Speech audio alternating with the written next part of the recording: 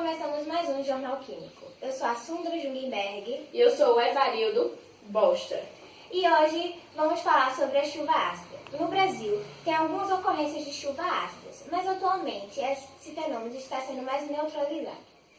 Quando ocorre chuva ácida, mais nos estados de Rio de Janeiro e São Paulo e perto de usinas termoelétricas.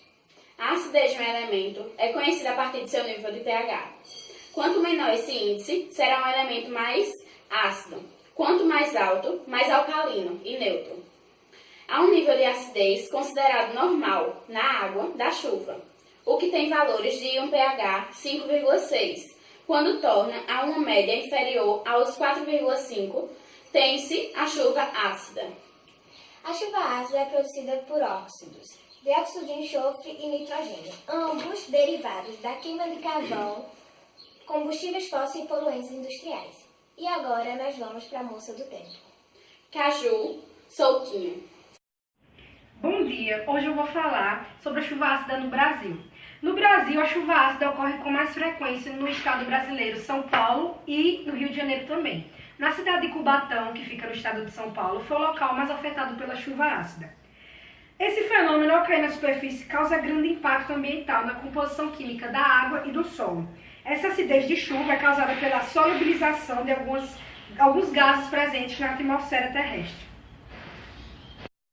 E agora, vamos para uma entrevista com o professor Marcos Roberto, do Colégio Monteiro Lobato. Ele é professor de Geografia e vai falar um pouco sobre o que ele acha da chuva ácida.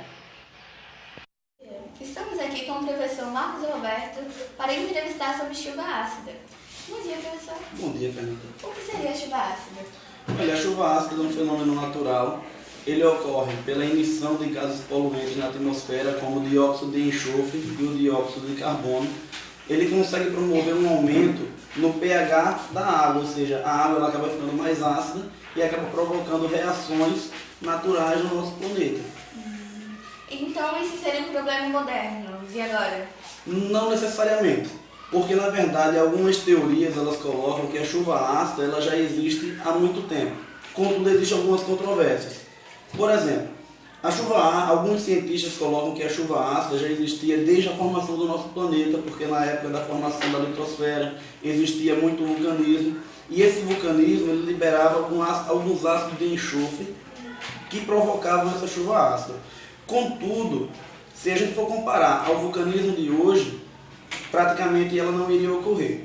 Contudo, com a Revolução Industrial, principalmente a partir da segunda Revolução Industrial, esse aumento da poluição por conta de automóveis, por conta de indústrias, acaba aumentando e elevando gradativamente a questão da chuva ácida. Contudo, existem algumas teorias para você trabalhar sobre isso. Então, a questão da chuva ácida ser um fenômeno muito antigo é apenas uma teoria. Algumas pessoas não acreditam e acham que é apenas a parte da segunda Revolução Industrial.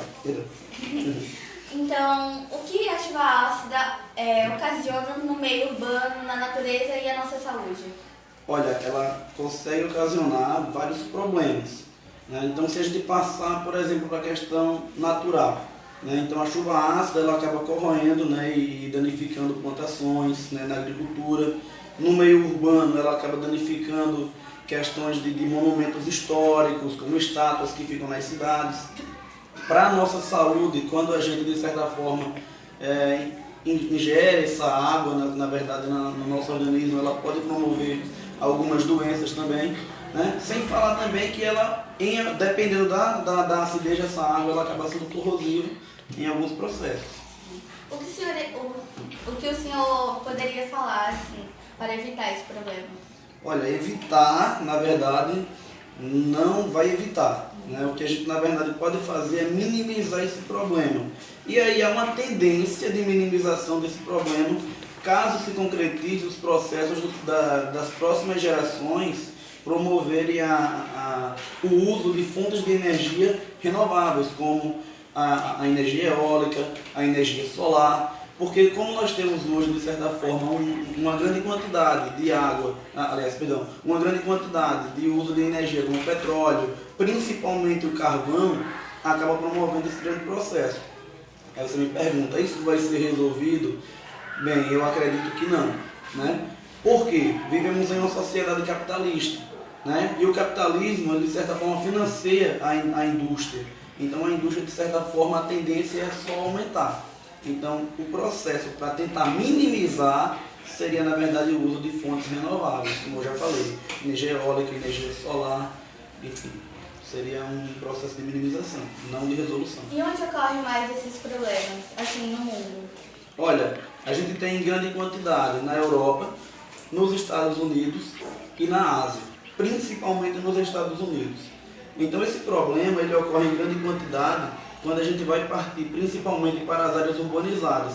Isso não quer dizer que esse problema só ocorre em áreas urbanizadas. Porque, por exemplo, quando você tem a formação de nuvens de chuva que são, de certa forma, contaminados pelo enxofre, pelo carbono, de certa forma as correntes de vento conseguem levar essas nuvens para outras regiões e a chuva ácida pode haver em uma região que não seja industrializada, por exemplo. E aqui no Brasil, onde mais tem? Em cidades bastante industrializadas, por exemplo, São Paulo, Cubatão, Rio de Janeiro, alguns polos industriais, como por exemplo em Belo Horizonte, Manaus também pode ocorrer, mas principalmente São Paulo e Rio de Janeiro. Muito obrigada pela entrevista, professor, por falar sobre esse assunto.